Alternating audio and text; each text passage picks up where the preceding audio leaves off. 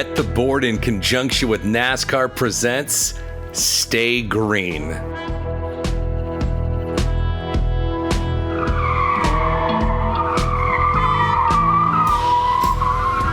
Stay Green is your first stop for all the metrics, matchups, and money-making opportunities at the track each race week.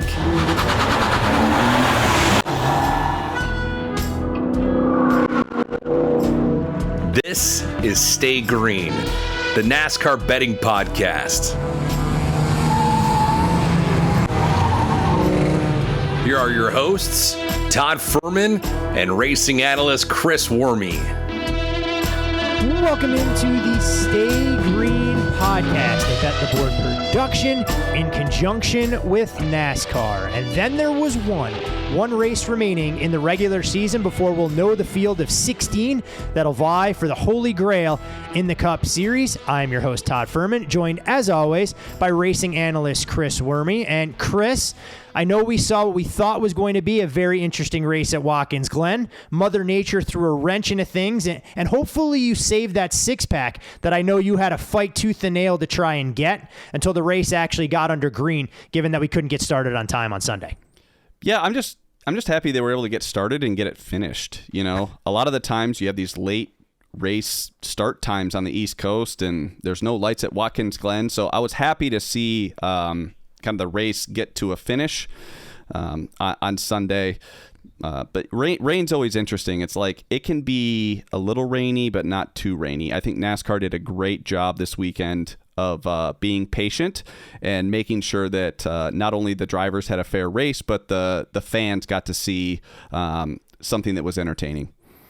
Yeah, they waited for the track to dry a little bit. There were rivers coming down early on after we sat through a lightning delay, but ultimately, to your point, we did get to see the Go Bowling 250 run or 255 run its entire distance, and I think we got that level of excitement we needed late in a restart between teammates. For those folks new to the Stay Green podcast, Stage 1, it's all about racing recaps and what we saw for the race that was. Stage 2, though, today will be a little bit different as we're going to do a deep dive on the playoff preview. Yes, I know there's still one race to go in the regular season, but there's opportunities and some value to be extracted from the betting markets. We'll try and highlight our reasons and logic why. And last but certainly not least, a quick look at what we're going to see from the Coke Zero Sugar 400 this Saturday night from Daytona, a race that'll be much better as a fan and a spectacle than it may be as a betting vehicle. So without further ado, let's get right into what we saw unfold at Watkins Glen, and that was Kyle Larson finding a way to get past his teammate on a race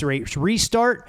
We saw Kyle Larson continue to get better as the season has gone on. Finally ends a winless streak. It was the first time he'd gotten to victory lane since Fontana early in the year, and he ends up sweeping the weekend, something that we highlighted when we talked about the amount of Cup drivers that were going to race in the Xfinity Series and how that could pay dividends for the Cup race on Sunday. Well, look who finished second. I mean, also AJ Allmendinger, he finished second. Now, a little bit of a gift for both of them to finish in the top two in the Xfinity race, but a lot of that experience can carry over, especially when it comes to those late race restarts. And man, there were some pissed off people for sure that saw Larson, I guess, wash up a little bit. But what did Chase expect Larson to do? Just to give him the win? I mean, you know, well, you can understand Chase's frustration there, and obviously Chase, being a consummate professional in the face of NASCAR, wasn't going to give the media the sound bites that they so desperately wanted on the NBC telecast. So you'd love to have been a fly on the wall at the HMS competition meeting on Monday, but I think Chase realized that, hey, look, Kyle Larson wasn't going to just sit back and allow him to get clear on that late restart. The 5 slid up the track, his tires locked up, we can say what we want, and Chase just didn't have the speed to be able to run him down, once Kyle Larson got to the lead. I think it's also a product of just who the racer is. You know, Kyle Larson's aggressive, but he's not, Chastain aggressive. I guess that's not even saying much. I mean, I guess he's not. That's just not the way that Kyle Larson races. He'll beat and bang late in the race, but he's never going to take someone out in order for to score the win. And I'm sure this is where people will point out where I'm wrong.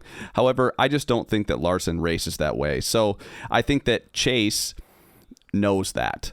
And I think there was a little bit of a I don't know what Chase was doing, kind of beating around the bush, trying to make it appear like he's upset. But listen, I think if Chase finishes like 35th, then I think he's actually pissed. But, I think he's still got a top 5 finish, and he's going to probably win the points for the regular season, which is really important going into the playoffs. So I think that he acted more upset than he actually was. I'm pretty sure that Larson was like, hey, man, I'm sorry. I didn't try to do that, but I'm also going to try to win. And I give Larson a pass on this. And, Chase, whatever. You just kind of keep doing your thing and just keep pointing everybody to death, and I'm sure we'll see you at Phoenix. And to your point, Chase did secure the number 1 overall seed in the playoffs, so he'll see a bump in his playoff points. And I do agree that I think if this is later in the year and this happens at Martinsville and one guy is on the outside looking in, you're going to see significantly more in the way of tempers flaring than what we saw unfold here. This is why we love NASCAR, maybe more than some of the other motorsports that are out there, because I joked on social media that if this is F1 and it's Christian Horner talking to Checo and Max Verstappen, we don't see two teammates go nose to tail racing for the win because the team wants to figure out who they can point to the lead. So Kyle Larson beginning to pick up momentum. Actually, it was his 10th top 5 of the season. It ties him with his teammate Chase Elliott and Ross Chastain for a series best. And when you look at the way the 5 is starting to round into form, there's a reason he's one of the best drivers going. And I give AJ Allmendinger a ton of credit. His direct quote, there's no doubt he was talking about how good Kyle Larson is and everything. And it was almost a bromance that was starting to develop with Kyle Larson saying that if AJ Allmendinger more or less was in his same equipment, that AJ would probably have a lot more wins to his credit as well. Well, those guys are both great racers. And I think that when it comes to Kyle Larson, for him to understand that if Dinger were in similar equipment, that race would have gone a little differently. And it's also something for Dinger to kind of say, hey, he's the best racer there is. And I think a lot of people would agree with that. So, you could call it a bromance or you could just call it being completely honest. There's no doubt in my mind that if you have AJ Allmendinger in any equipment starting in the first 3 rows of a late race restart on a road course, you got to like your chances. He's as good as they get. So I think that they both were just being completely honest when they kind of had these compliments of one another. And I think that they're both right in what they said. Yeah. And maybe bromance wasn't the fair term to use. I should have said it. Mutual respect that you can see amongst guys that are some of the best at what they do. And Kyle Larson, we know, will race anything and everything on a night in, night out basis.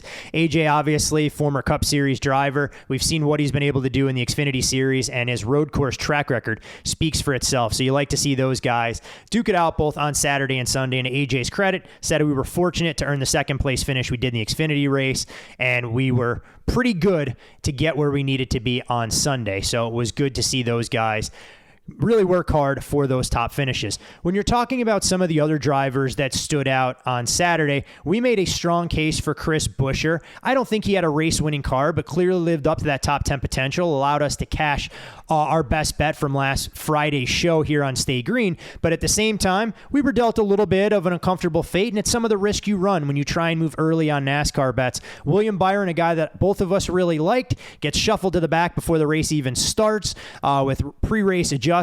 And the 24, as we've said time and time again, more or less an afterthought, incapable of competing for a top 10 finish. Yeah, this was probably the biggest surprise of the race for me. I thought that, cars that were good that had to go to the rear, I thought that they'd still make up some time, on this track. It's wider, it's fast. There's kind of the haves and the have-nots usually when it comes to speed here. But man, he struggled. And the first time I knew we were in big trouble when on our Byron investments, when they stayed out so long on those, the rain tires. Now, I understand that you have to be within so many seconds of the leader to not go a lap down. However, if you're listening to Chase's radio or whomever was leading at the time, I thought it was Chase. Listen, they said that they weren't going to pit and take slicks. So why would you not even go a lap down knowing that you're going to be 5 seconds faster than the leaders? You'd be able to unlap yourself. So I said it in the pre-race poll that I do every week. I said that the team that decides to take slicks first will have a chance at win stage 1. And sure enough, and that's what happened. Nope, it's exactly what unfolded. I mean, you saw the difference in time. Obviously, once the drivers felt comfortable knowing what those slick tires were going to do on a track that wasn't completely dried, you mentioned it, making up 5 seconds, which is an eternity when it comes to motorsports. And the drivers that waited as long as possible obviously were not able to reap the benefits and found themselves shuffled back in a race that unfortunately didn't offer a whole heck of a lot of passing in the back of the field. But when you talk about strategy, there were 2 drivers. One benefited immensely. One arguably had a chance for a top 5, top 10 finish, but Kyle Busch, like we've seen nearly every week, it's becoming a broken record. Self-inflicted, ends up outside the top 30, but Joey Logano employs the right strategy, takes 2 tires late, and a car that I don't think you or I thought that highly of going into the race finds his way onto the podium. I mean, Paul Wolfe just doing Paul Wolfe things. I mean, this was exactly what you want out of a crew chief. The car wasn't great. Logano typically qualifies better at a track like Watkins Glen. He didn't have a great qualifying, and he didn't have that great a car. He didn't move up that much in the first run until he got his slicks. But they never gave up that track position, and they literally, from the first time that they had stayed out, had kind of made their bed, saying, hey, we're only going to have to have 7 seconds of fuel on this final pit stop, and most everyone else is going to need 14 or 15 seconds. That started with the first pit stop that they made. So hats off to Paul Wolfe for actually following through with a strategy that they thought was going to give him the best chance for the best finish. You know what? The car wasn't that good, but you know what? Logano was good enough to make sure that he got a great finish. If you turn that around and you go, okay, the 18 did the same thing, the 18's car wasn't as good as the 22. Not to mention maybe those 2 tires that Wolfe decided to take on that last pit stop when Kyle decided to take 0, maybe that made a difference. Either way, Logano had grip on those final restarts and was able to hold his position and end up with a 3rd place, which I thought was phenomenal. But I'm going to give all the credit to Paul Wolfe. He gave Logano a chance to get the best finish, and he did. There's no scenario where Logano finishes better with that car, in my opinion. So hats off to Paul Wolfe, just doing Paul Wolfe things. Yeah, and quietly, Joey Logano now 4 straight finishes of 6th or better, 2 coming on road courses, 1 coming on a short track, and 1 coming on a very aero-sensitive track at Michigan. So maybe the 22 rounding into form right when he needs to be. We've obviously beaten a dead horse to death when it comes to Kyle Busch and some of the disappointments we saw there. Clearly, the odds market didn't really respect the 18's chances to win this race, so I don't think it's worth discussing. But when we're talking about JGR, yet again, a number of the JGR cars struggled, lacked speed. Denny Hamlin, Martin Truex weren't able to be at all relevant, and Christopher Bell raises his game after he got shuffled to the back of the field to start the race when they had to change an engine that expired in practice, and suddenly you're talking about the 20 car, 4 top 8 finishes over the last 6 races, and a 15-race stretch since Dover. His average finish is just outside the top 10. Christopher Bell, the most consistent performer of all of the JGR stable right now. Listen, if Toyotas are good, Chris Bell usually looks like the 3rd or sometimes the 4th best Toyota in the field. But when the Toyotas are bad, he's the best.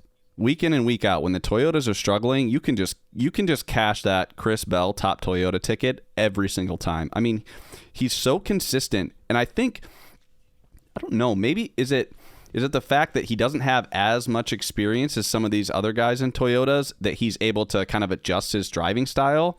Or is he just that talented? You know, I don't know which one it is, but when it comes to having an average car, Chris Bell gets a ton out of it. You know, you look at some of these guys that have done well with average cars. It's Chase, it's Harvick, and it's Chris Bell. Now, Chris Bell has probably been faster than those other 2 guys, but he's still made some mistakes. But he's been able to recover because he makes those mistakes early, and, you know, he'll get the finish. So, you know, where the 11 and the 18 and the 19, they've had late issues, and they haven't been able to recover. Where Chris Bell makes them early, he learns, and he kind of adapts his driving style to get the best finish possible. And I think that that's huge going into the chase.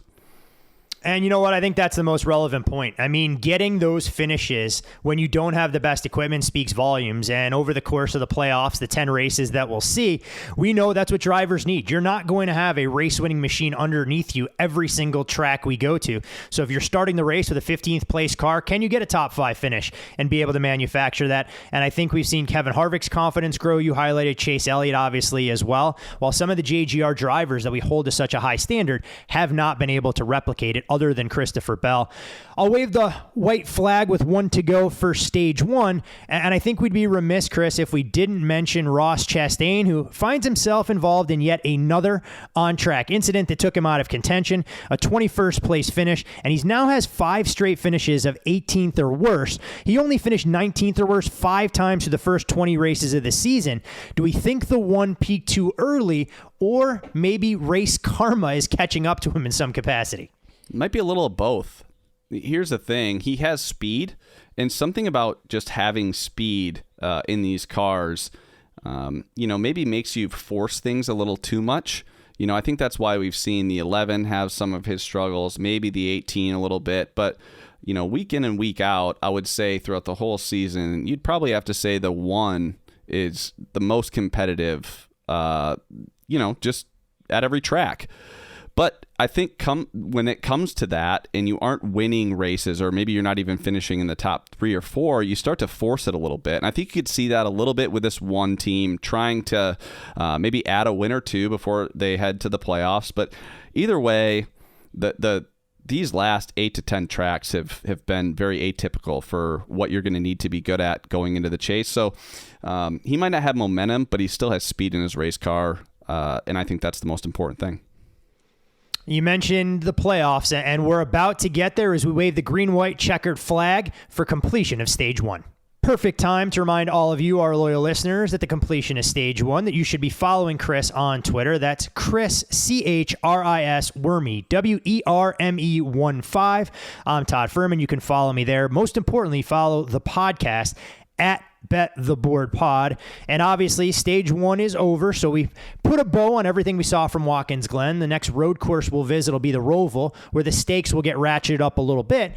And normally for Stage 2, we love to dive into some of the gambling minutiae, some of the technicalities when it comes to building a race card, identifying prices, and looking to try and make everyone a smarter, more sophisticated bettor for those folks that may be new to this discipline.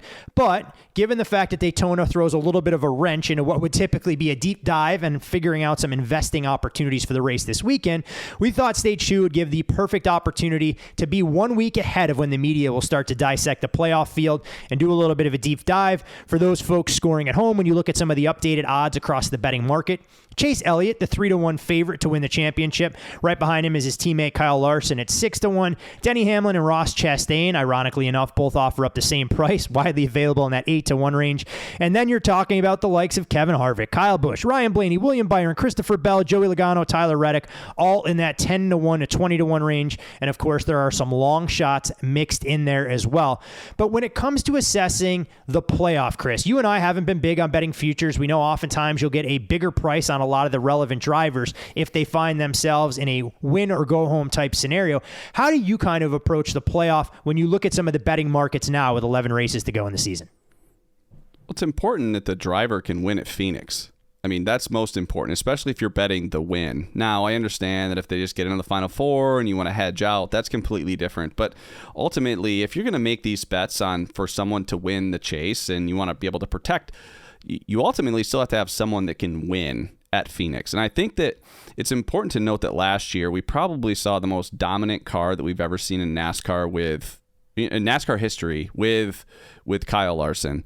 And he still did need some luck to win at Phoenix. He was not the best car, arguably the second or third best car at that track, but he had the first pit stall and was able to, win the race off pit road on that final stop and win. So I think that that's really important. Can they win at Phoenix? But ultimately, you have to look at the tracks. And fortunately, we're headed back to a few tracks that we've seen already this year. And, now is a great time to look back and say, hey, was this driver good? Was his finish, truly what the car warranted, or did he get a little bit lucky or unlucky? So I think this is a really good time to just objectively look back and do a post-mortem and say, hey, who was good at what tracks and what realistically could happen based on the momentum that they have going into the playoffs. And you mentioned the playoffs, and for those folks who might just be tuning into NASCAR for the first time, the format a little bit unique. And when you're talking about a 10-race sample size after the first 3 races, 4 drivers will get eliminated, so 12 will move on. After the next 3 races, that field gets paired from 12 down to 8. 3 more races, 8 becomes 4, and those 4 in a win-or-go-home type scenario in Phoenix have a chance to be a champion. So when we look at the different phases of it, I think it's always fascinating. The first 3 playoff races, Darlington, a little bit shorter than a mile and a half, known for high tire wear. Kansas, a 1.5 mile intermediate track. And then we'll go to the concrete oval at Bristol. And for those folks trying to compare the results from earlier in the year, it's important to note that Bristol in the spring was run on a dirt surface that imported. This is the more traditional Thunder Valley that we'll see. When you look at the second phase of the postseason, I think this is probably the most unpredictable phase from a betting standpoint. Texas, probably. Okay, definitely. This is a coin toss. Like everything else, I feel like is fairly predictable. This is just this could do anything could happen. Well, I never want to tempt the fates with saying everything is going to be predictable up until then, but these 3 races, no doubt, are the ultimate wild cards. A 1.5 mile track in Texas that we've seen and who's been widely criticized for passing or lack thereof. Talladega, we know, is the ultimate wild card in all of NASCAR when you're talking about a super speedway. And last but not least, for that second phase, you're talking about going to the Roval, a high-speed road course of sorts in Charlotte. After that point, the next 3 races will come out here into my neck of the woods in Las Vegas for a 1.5 mile intermediate track. One of your favorite tracks, maybe on the entire schedule. We go to Homestead for that second race, known for its high tire wear and the high line coming in that has benefited a few drivers in the past. And then last but not least, a track where there was a tire test earlier this week in Martinsville, the Paperclip, a good old-fashioned short track where there's a lot of bumping and banging before we'll see the 4 drivers that punch their ticket to your home race in Phoenix to close out the season. So I think rather than trying to attack necessarily everything from the top on down, when you look at the first phase of the playoff, knowing those 3 tracks, what stands out to you there, Worm? Well, the biggest thing is Darlington and Kansas. I think that they're going to use the same tire as they did earlier in the year, in the spring, which is also the same tire for both tracks. So I think it's really easy. I shouldn't say easy. Nothing is ever easy. Yeah, be careful what you say throwing around the easy word on a gambling podcast. All right, buddy? Right. Yeah, trust me. None of this is... I was thinking earlier today, like if you want a true sponsor of a professional sports bettor, you should look at maybe like an antacid and like Metamucil. That would be because nothing is easy. Even when you think you have things going so well, there's going to be stress. And so yeah, shout out to Tums and whatever Metamucil company. Hit us up. We want to. I like the plug there that somehow Pepto-Bismol is going to cut us a massive check and be the official / unofficial sponsor of the Stay Green podcast for the 10 playoff races. Yeah, you want to handle stress well and become regular. Anyway, I think that it's important to look at even all of the 1.5 mile tracks. I'm just going to throw Darlington in there. I know it's not 1.5 miles, but if you look at Vegas, Kansas, and Darlington. Now, we don't know what tire is going to be used at Homestead, but I'd imagine it's going to be the same tire that's going to be used at all of these tracks, and including Texas. So now, Texas I throw out as not quite this 1.5 miles that you're used to seeing with these other tracks. We're going to have tire wear. I think Texas is going to be more of a, I say Michigan type track where it's going to be more momentum based.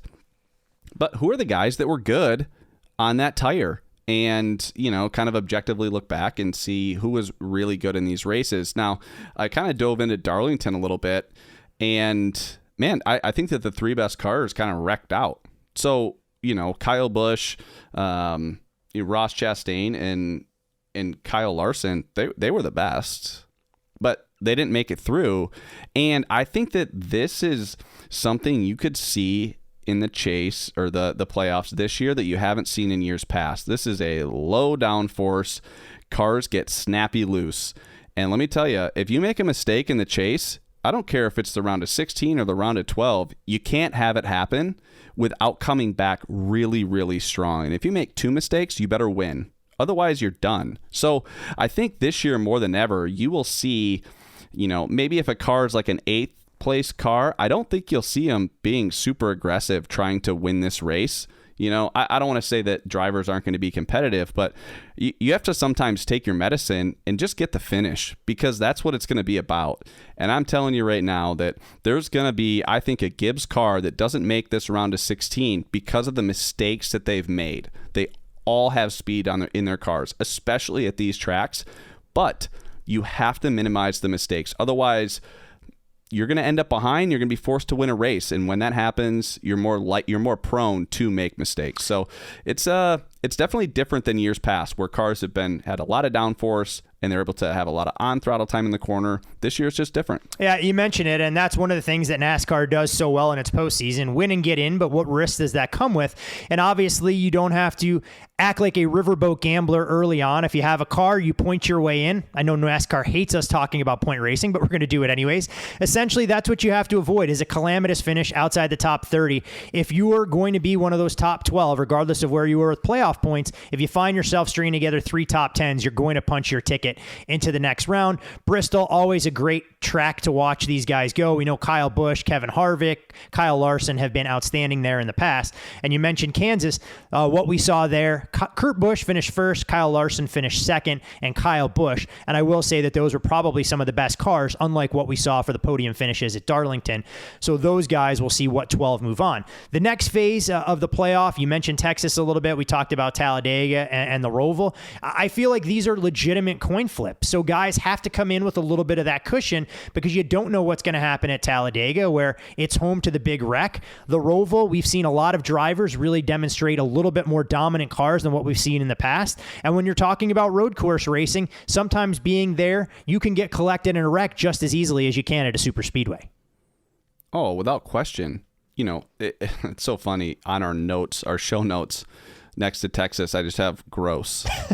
Like that's my take on, that style of racing. And listen, it has nothing to do with anything other than predictability. It's probably great for race fans, and to kind of give an opportunity for someone to get out front. I guess what comes to mind would be like a Cole Custer a couple years ago at Kentucky when he won on a late restart. Like, that stuff can happen at a place like Texas, where it's very momentum driven, and anyone can that has a full head of steam with someone pushing them could win the race. So there is an element of, I don't want to say luck, but just very different style tracks. And then obviously Talladega, there are guys that are good at racing there that might have a slight advantage, but ultimately you just have to keep the mistakes to a minimum. When it comes to the Roval, we have a ton of information on these road courses. I think that the one thing that we can take away is if there's cautions, that it's very unpredictable. I think if you get these long green flag runs like we saw at Road America, then obviously, the best cars are going to win the race. But I don't think we've seen that week in and week out on these road courses. There is an element of luck. Here's the deal. You have to have the right strategy. If you don't, I don't care how fast your car is, you can't win this race. And with it being the last race of the round of 12, where you have Texas and Talladega, in my opinion, two coin flips, you better be damn sure you're on the right strategy at the Roval, because if not, you cannot advance. And I think, that's what makes this phase of the postseason so fascinating, because you do have that boomer bust mentality at all of these tracks, where things can go exactly according to plan, or things can completely blow up in your face. And when you see drivers on the outside looking in, trying to move from the round of 12 to the round of 8, they have to be a little bit more aggressive. And fortunately for us as sports bettors, we don't have allegiances in terms of which drivers we necessarily want to see advance. It's all about taking advantage of some of those inefficiencies that might present themselves in the head-to-head markets. Once we get down to 8, we come to my backyard, as I said, the 1.5 miles at Vegas. Earlier this year, you saw Alex Bowman finish first, Kyle Larson second, Ross Chastain third. Homestead, a track very near and dear to you, and I won't share how many zeros we have to tack on to the amount you've lost betting Kyle Larson at Homestead in the past when he wasn't in the chase, when this was the final race of the season. And then the unpredictable nature of Martinsville, where some drivers love the short track, but you can get knocked off the pace very easily. When you look at this trio of tracks, what are some of the things that you're focused on here? Well, I think that this is where Gibbs actually has a chance to kind of shine, in my opinion. They've been very fast. Obviously, they were very fast at Vegas. Now, that was a long time ago. So I think that you need to look at it kind of through this, the real terms of what the actual speed in these race cars have been. And I think it's been there. I really do. If you look at ovals, I still think that, the 11, the 18, and the 20, I'm assuming that Truex is probably not going to make the chase. Those guys have been fast week in and week out. So I think this is where if they can get through that second stage, the Texas, Dega, and then the Roval, where obviously road courses they've struggled, I think you'll see JGR look really, really strong in this particular group of 3 races. Now, I know they struggled at Martinsville, but there's a reason we're testing that there was a test this week, right? They got something wrong. And the other thing, too, is I'm pretty sure this race is a day race. I'll have to double check on that in a second here. But, any time that, there's cooler temperatures, you're not going to get as much passing. And it was really cool in Darlington, and it was really cool, let's just say, in Richmond earlier in the year. And look what happened later in the year, 2 weeks ago. We saw a ton of passing. So I think it's going to be warmer in Martinsville. I think it's a daytime race. So anytime that there's hotter, slicker conditions, there is more passing. So I'm optimistic that Goodyear got this tire, kind of where it needs to be to fall off a little bit. And here's the deal. Byron was awesome in that race. I just can't see William Byron going out and dominating. At this point in the season, he has done nothing to show me that he can go out there and lead laps. He almost hasn't done it since Martinsville. So I think that this is a real opportunity for the Gibbs guys, and maybe I think obviously Larson, Reddick, Chastain are going to be good here. And who knows, last year, nobody ran up top at Homestead. So, and the only guy that did was Reddick, and he made up a lot of time in the last 10 laps. I think he cashed a top 4 for us last year at that, running that high line. But until then, you didn't really see anybody do it. I'm really excited to see what happens. I'm so excited for the round of 16 and, this round of 8 to head into Phoenix for sure. Yeah, I mean, and you talked about Martinsville and how good William Byron was there. I can make the case that 24 has been one of the most disappointing drivers all season long. Has shown speed, hasn't been able to translate that into finishes, and I thought this was going to be his coming out party, and I imagine it's got to frustrate everybody there knowing how good the 5 and 9 have been, how they've shown their maturation, and sometimes when they don't have the best car, they've been able to achieve good finishes. It's been the exact opposite for the 24, so you wonder if the light comes on and he's a little bit of a sleeper. Once we get through those 3 races, the 4 will advance to Phoenix. I'm going to hold back a full breakdown of Phoenix because maybe we'll preview that next week as part of stage 2 as well. But no doubt a track very near and dear to you, and one that we're talking about, a flat mile oval that's led to a little bit of drama in the past. So the NASCAR playoffs, for those folks who will go through it for the first time, as exciting as anything that's out there, you can throw all the records out the window. It's nice to have those playoff points banked, but by the time you get to the round of 8 and the round of 4, obviously you better go out there, you better have a good race car, and if you don't, find a way to make it stick in one way or another. Waving the white flag for stage 2. Todd, before you wave the white flag, can we talk about how exciting a late race restart would be at Phoenix for the championship? I mean, they can go. It'd be exciting. Wide. It'd be exciting hold on. It's only exciting if we don't have heavy investments or we don't have a cup contender. Otherwise, if it's up to us, I'd prefer a 100-lap green flag run to allow us to kick our feet back and know that we've handicapped this card perfectly and we're going to be able to cash all of our tickets and end the season on a high note. Yeah. Okay. So that's number 1. But 1B would be just an exciting finish. I think if you were to see the leaders pit and a bunch of slow cars stay out, I know that people are probably like, oh my gosh, I don't want this to happen. But man, would that be exciting at Phoenix to have 6, 7, 8 wide and people running the apron into 1 and 2. I think that'd be awesome. Yeah, and you'll be able to see Worm there most likely. Shirts optional. after already having polished off 25 to 30 bush lights, and there's always a chance he could run on the track into victory lane if the right driver gets there. But all right, we're waving the green, white checker flag, but before we officially close up stage 2, as always, we want to remind you about the on-track activities this weekend, and those will kick off Friday on USA Network at 3:05 Eastern, Xfinity practice and qualifying, and that'll roll into Cup practice and qualifying at 5:05 Eastern, also on USA, and Friday night, not Saturday, the Xfinity Wawa 250, powered by Coca-Cola, can be seen at 7:30 Eastern on USA. This weekend's race festivities a little bit different. Nothing on Sunday, but Saturday night under the lights at Daytona to try and figure out who will secure that 16th spot to get into the playoffs at 7 o'clock Eastern on NBC, the Coke Zero Sugar 400. A great race to watch and maybe not such a great race to bet. And as we always do to kick off stage 3, we give you a little bit of a track breakdown so you know what kind of animal you're up against from a handicapping standpoint. And Daytona, it is truly the crown jewel of all of NASCAR at the International Speedway down there. Track was built back in 1959 by Bill France Sr., 2.5-mile high-speed tri-oval. And this is actually going to be the 3rd season it becomes the regular season finale after being moved away from the traditional July 4th weekend. And you have to imagine with the announcement of the Chicago road course that this will indeed continue to hold a place on the NASCAR schedule. We all love a little bit of drama to wrap up the regular season. Lights were installed at the facility back in 1998, and it still remains the 3rd largest single lit outdoor sports facility. We can call it what you want: plate racing, pack racing, the norm. Anything that can happen will obviously happen. And when you're looking at recent winners of the summer race here, Ryan Blaney a season ago, William Byron before that, and that's where things get awfully interesting with Justin Haley, Eric Jones, and Ricky Stenhouse Jr. having made their way to victory lane. If one of those trios of names happens to pull off the double and get a race win this weekend, it's not going to make those Ryan Blaney or Martin Truex fans very happy. And I know we pick on Daytona, we pick on Talladega. It serves a very important purpose from a parity standpoint and entertainment value.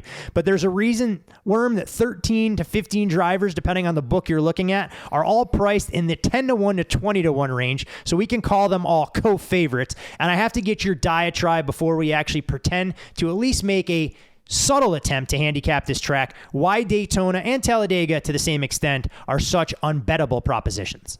Well, I think you struggled even reading the names and justifying like Ryan Blaney, William Byron, Justin Haley, Eric Jones, and Ricky Stenhouse Jr. are your last, second race winners. I mean, that's the reason is you'd be shocked to hear Justin Haley. Well, maybe not Eric Jones and maybe not Ricky Stenhouse, but probably Ricky Stenhouse. Like, it would have to be a plate track in order for you to actually see those guys win a race. And I think that's what makes it hard. Now, listen, favorites win all the time on these tracks, but it's just, I don't think I have an edge. And if I don't have an edge, I don't think there's any reason for me to come at it, looking to make investments. It's even hard for me to like look into things for this podcast and not go, oh, well, yeah, that might be a good bet. I mean, listen, with all the data that's available in the world, you can justify any play. And, part of the reason we have this podcast is to kind of weed out, what might be noise and what might actually be good information or to make an investment in the race. And I just don't even want to do that. So I have very little notes going into this final stage, that's for sure. So this is a true free form and riff. And to your point, I think you have to know when you have opportunity, when you have to dive in and take advantage of that bankroll, line up your bullets and make sure that you're investing accordingly. This clearly is not the weekend to do it. And for the casual fan, I think they'll enjoy some of the entertainment and drama. So we're not discouraging you from watching the race by any stretch of the imagination. And when you're looking, obviously, at what we've seen from plate tracks already this season, only a handful of drivers can say that they finished in the top 10 at both Talladega and Daytona, and that list includes Kyle Busch, Ryan Blaney, Michael McDowell, Chase Elliott, Eric Almirola, Martin Truex Jr., and of course Bubba Wallace, all very familiar names for the most part. We know that Ryan Blaney and Martin Truex, that'll be the storyline that everyone is paying attention to, and if you're the 12, I think you almost just have to go out there and avoid disaster. If somebody inside the top 30 that doesn't yet have a win finds his way into victory lane, say it's an Eric Jones, Eric Almirola, Austin Dillon, the aforementioned Justin Haley, Michael McDowell, Ricky Stenhouse, Brad Keselowski. They've all won here in the past. I think you just have to go, hey, it wasn't our chance to get into the playoffs. So if you're Ryan Blaney, you're not racing for that checkered flag unless it's one to go and you're up there. You have to avoid the calamitous finish and not allow Martin Truex to point his way in above you. If somebody else happens to win, you move on, in my opinion, easier for us to say, and focus on other pursuits, realizing that your ticket to the postseason might not get punched. Listen, I don't envy Ryan Blaney at all. I mean, he's leading, the points, to get to be the last spot going into Daytona. I mean, you might as well be a few back, right? So at least you can race aggressively. I mean, Blaney has to kind of thread the needle. He has to race aggressively enough to where, he can actually go out and win the race if it looks like someone like Eric Jones or a McDowell or someone is leading. But, what are you going to do? If you get caught up, you get caught up. And Blaney's not sleeping well. I promise you that. And if you're Martin Truex, it's pretty simple. Like, you go out there with the intent of winning the race. And if you don't, you just hope like hell that Blaney has a bad day. I mean, that's all you can do if you're Truex. So, and here's the other thing. You have to think that someone, that the JGR guys are going to be helping Truex a little bit. Same with Blaney, with Penske. So, I don't know. It's so hard to sit here and, kind of play armchair quarterback here.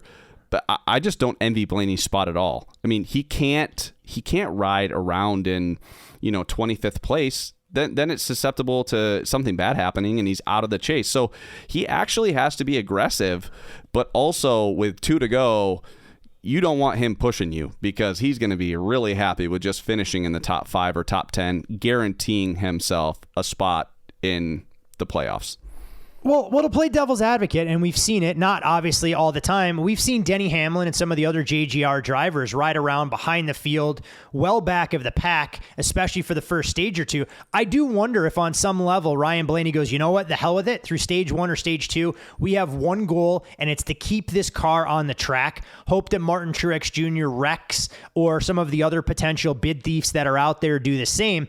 But I think you'll know pretty early on exactly what Team Penske's philosophy is, and how the 12 is going to approach the race, because he is a pretty good driver on these type of tracks. We've seen him perform at his best. No greater illustration than he won this very same race a year ago.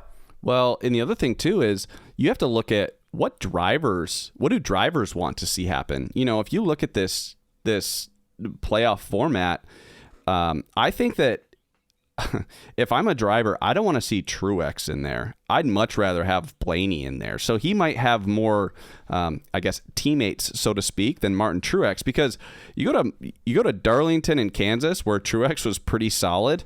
Obviously, he's been decent at Bristol.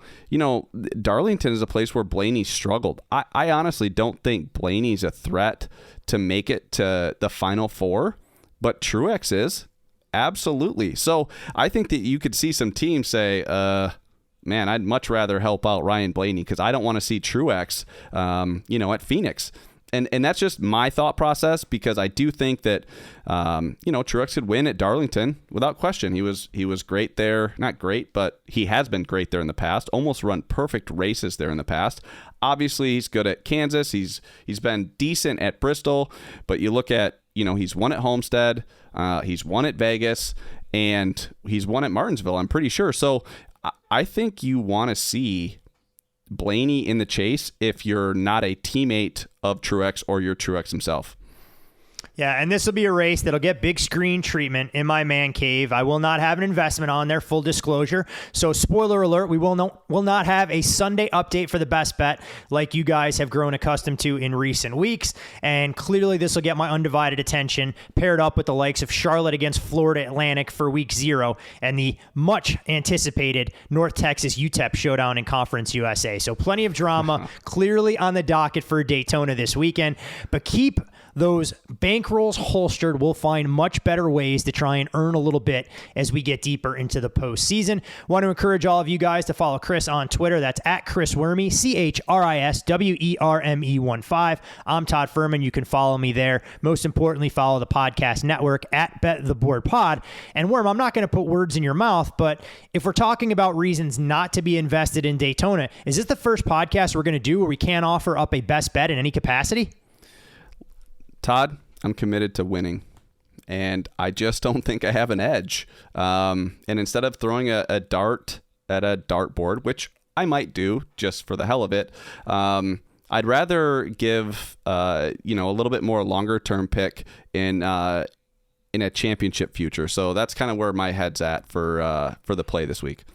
Hey, I like it. Lay it on us, man. I like a little bit of long shot to potentially put up a little bit to make a lot if we feel the market has a driver priced incorrectly.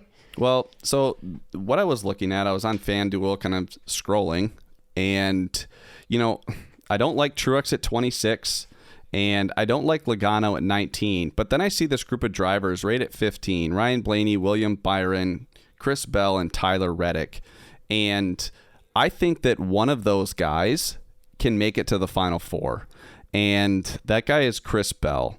I think that he does a lot with an average race car, and we've noticed it all year with that 9 team. Their bad finishes haven't really hurt them, and you're starting to see it with Chris Bell.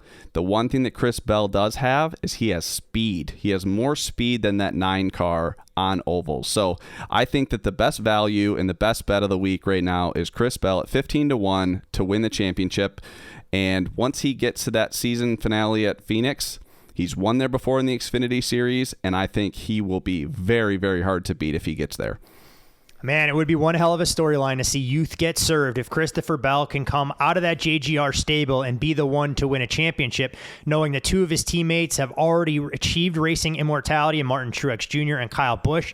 We know that's the one thing missing from Denny Hamlin's resume as well. So what a storyline that would be for one of the best young drivers in the entire sport. So Christopher Bell, 15-1. Obviously, don't go in whole hog on this type of bet, knowing what the price tag is, but definitely worth to have that in your investment portfolio to take full advantage. Any final words of wisdom, parting shots you'd like to offer up before we return next week when we get to talk about a little playoff racing and arguably one of my favorite tracks to watch racing at Darlington? Well, I just think you look at the last 10 or 12 weeks of NASCAR, and the tracks just, I don't know how much of that carries over. I think the momentum carries over to the chase, or the playoffs. But man, we're going back to Darlington, Kansas. I know that Bristol is kind of with the dirt track, it's more of a one-off. We have huge question marks in the round of 12, and then we're back to 3 of my favorite tracks in Vegas. Homestead, we haven't seen. We don't know what to expect. We don't know what tire they're going to be on. I'm assuming the same tire that they've been on another mile and a half. And then we go to Martinsville, where they tested this week, and I'm super excited. I think that, this year it's truly up in the air as to who the best team is right now. And I think there's some value to be had on some of these playoff contenders. So I'm super excited, and hopefully we can make some money along the way. Yeah, one of the most unpredictable seasons of NASCAR. We can only imagine that the playoffs will live up to some of those expectations as well. So for Chris Werme, I'm Todd Furman. Again, follow the podcast at Bet the Board Pod. Encourage you to watch all of the on-track activities this weekend from Daytona. And November 6th, with a Christopher Bell championship ticket in hand, we'll see you at the window.